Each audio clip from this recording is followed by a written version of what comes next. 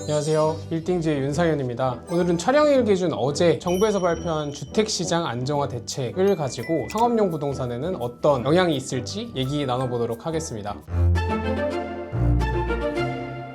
우선 발표일은 2025년 10월 15일 10시에 발표가 되었고요. 이번 규제의 핵심은 한마디로 주택 대출 규제, 거래 제한, 토지 거래 허가구역 지정입니다. 주요 변화를 말씀드리자면은 서울 전역과 수도권 주요 지역, 조정 대상 지역과 투기 과열 지구, 그리고 토지 거래 허가 구역도 대폭 확대되었습니다. 그로 인해서 실거주 목적이 아닌 매수는 사실상 어려운 상황으로 바뀌었습니다. 하나하나 말씀드리면은 토지 거래 허가 구역은 기존 서초, 강남, 송파, 그리고 용산까지 4곳에서 총 서울 25곳, 경기 12곳으로 많이 늘어난 상황입니다. 그럼 이번 토지거래 허가구역과 함께 대출 규제가 생겼는데 봐야 될 내용은 상가 오피스텔 등 비주택 담보대출의 LTV 비율도 기존 70%에서 40%로 낮아진다라고 써 있어가지고 여기에 나와 있는 상가가 상업용 부동산과 같은 뜻인지 문의가 많았습니다. 확인해본 결과 은행권에서는 그렇게 생각은 하지 않다라고 하고 있고, 상업용 부동산 같은 경우에는 기존 대출과 동일하게 심사 규정을 두고 있다라고 합니다. 그리고 고가주택일수록 대출은 더 줄어듭니다. 15억 원 이하 주택은 기존대로 6억 원이 유지가 되었고요. 15억 원 초과, 25억 원 이하 주택은 4억 원, 그리고 25억 원 초과 주택은 2억 원으로 주담대 한도가 줄어들었습니다. 그리고 DSR 계산도 더 빡빡하게 바뀌어서 전세 대출까지도 규제가 되는 그런 효과를 주고 있습니다. 결국 자금줄은 조이고 거래는 막고 정부는 주택 거래 안정화를 위해 강한 의지를 보이고 있는 것 같습니다. 따라서 시장의 해석은 갈리고 있습니다. 이번 대책으로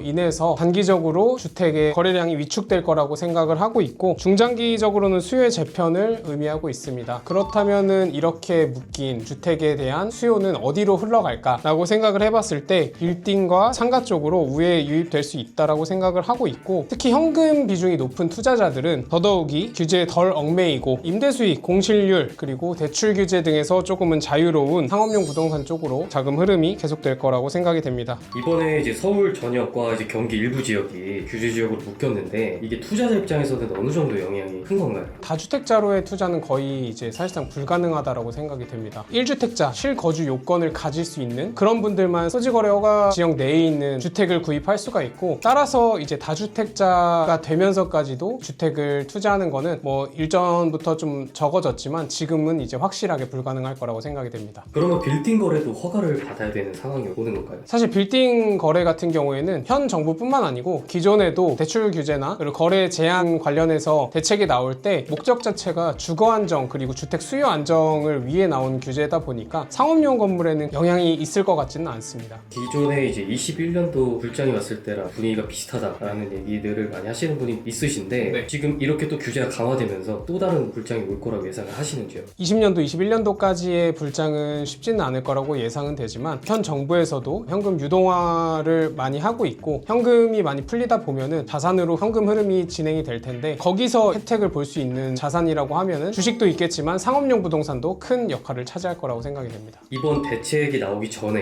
네. 빌딩 시장이 좀 어땠는지 한번.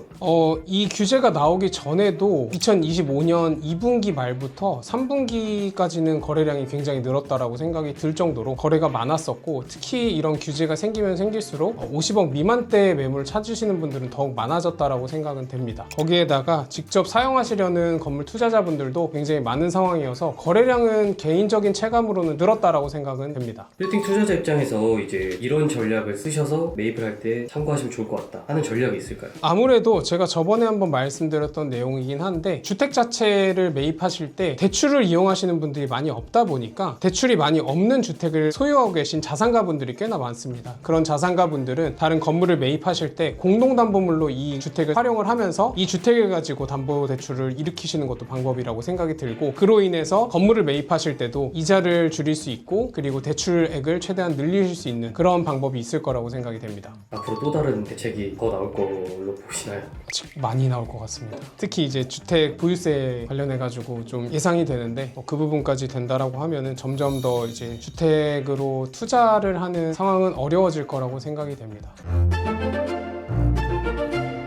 10, 15 부동산 대책은 한마디로 실수요자가 아니면 주택 투자는 이제 불가능하다라는 선포라고 생각이 됩니다. 특히 이제 토지거래 허가로 인해서 실수요자가 아닌 분들은 아파트를 거래를 할 수가 없는 상황이고, 거기에 이제 현금량이 부족하신 분들은 대출까지 활용이 어려워지면서 이제 현금 투입량이 더욱 늘어나는, 투자가 점점 어려워지는 상황이라고 보면 좋을 것 같습니다. 따라서 똘똘한 하체 주택과 원화 가치가 많이 떨어지는 상황에서 이 투자금이 어디로 갈지 예상을 해보시는 게 이번 시기에 중요한 포인트라고 생각이 됩니다. 여기까지 빌딩지의 윤상현이었습니다. 감사합니다.